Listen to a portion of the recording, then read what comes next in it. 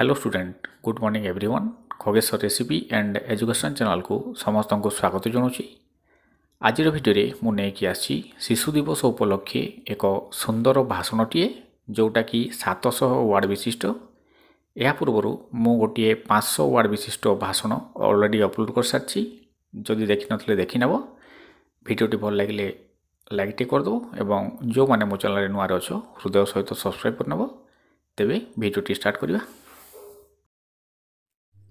सम्माननीय सभापति महोदय, पूज्य गुरुजी और गुरुमावृंद एवं मोर सहपाठी भाई और भौणी माने समस्त को मोर हृदय अभिनंदन और शुभेच्छा।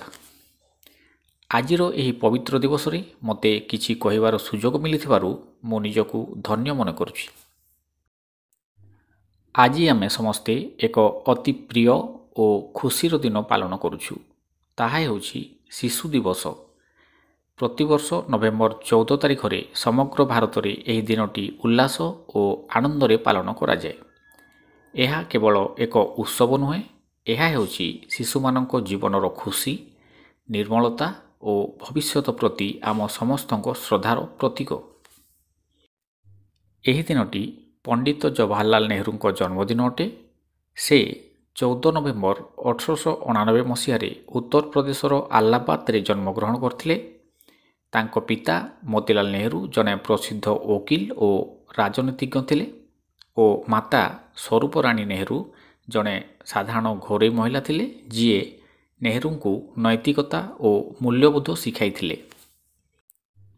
नेहरूजी कैम्ब्रिज विश्वविद्यालय रे शिक्षा ग्रहण करथिले और इंस ऑफ कोर्ट लंडन रु वकिलाती करथिले। किंतु देशप्रेम और देश सेवा तांको मनरे गभीर भावे दृढ़ीभूत होइतिला। से महात्मा गांधी को आह्वान रे देश स्वाधीनता आंदोलन रे जोगदे अनेक थर जेल जाइथिले। भारत स्वाधीनता हेबा परे 1947 मसीह नेहरूजी भारतर प्रथम प्रधानमंत्री हेले।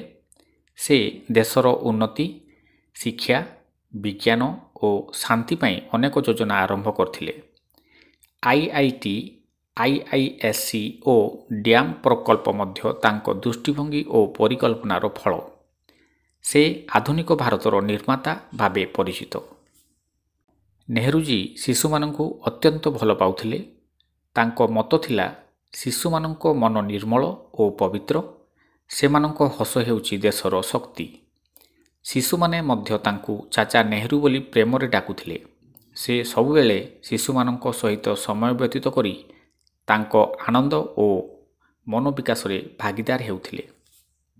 शिशु दिवस पालन पछरे अर्थ हेउछि मात्र मजा नुहे, यह हेउछि शिशुमानंको सुख, शिक्षा और समाज रे समान सुजोग पाई आमर संकल्प। पंडित नेहरू विश्वास करुथिले जे एक देशर सत्य उन्नति ताहार शिशुमानंको हस, शिक्षा और सुसंस्कार रे अंतर्निहित अछि।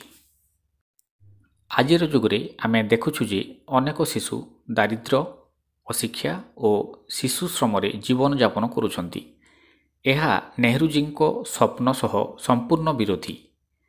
तेणु आजिर दिन में आमे शपथ नेबा उचित जे आमे देशर प्रत्येक शिशु को शिक्षा और निरापद जीवन देवा पई अग्रसर हेबु। शिशु दिवस हेउछि निर्मलता, प्रेम और आशार पर्व। स्कूल और अंगनवाड़ी रे एही दिन नृत्य, गीत, चित्रांकन और खेल माध्यम पालन करा जाए। शिक्षक माने एही दिन निज छात्र मानक पई निजे प्रदर्शन करती, जहा देखि शिशु माने अत्यंत खुशी होती। नेहरूजी आमको शिखाई जे जीवन रे शिक्षा, शांति और प्रेमर मूल्य सबुठु अधिक। तेणु मो प्रिय सहपाठी माने आज आमे शपथ नेबा आवश्यक। आमे नेहरूजी को आदर्श अनुसरण करिबा, आमे निज शिक्षक मानकु आदर करिबा और आम देश को गर्वित करिबा। शिशु माने हेउछंती भगवान को सर्वश्रेष्ठ उपहार। सेमानंको हस और स्वप्न हेउछि देशर भविष्यत।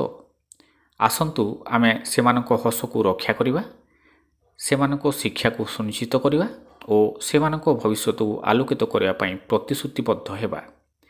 शेषरे मो मात्र एक लाइन कहिबी, जेउटी शिशु हसी थाए सेठी देश आगो को बढ़े। धन्यवाद। जय हिंद, जय ओडिशा। ଆଜିର ଭିଡ଼ିଓଟି ଏତିକି ଥିଲା। ଭିଡ଼ିଓଟି ଭଲ ଲାଗିଥିଲେ ଲାଇକ୍ଟି କରିଦେବ ଏବଂ ଯେଉଁମାନେ ମୋ ଚ୍ୟାନେଲ୍ ନୂଆରେ ଅଛ ହୃଦୟ ସହ ସବସ୍କ୍ରାଇବ୍ କରିନେବ। ନମସ୍କାର।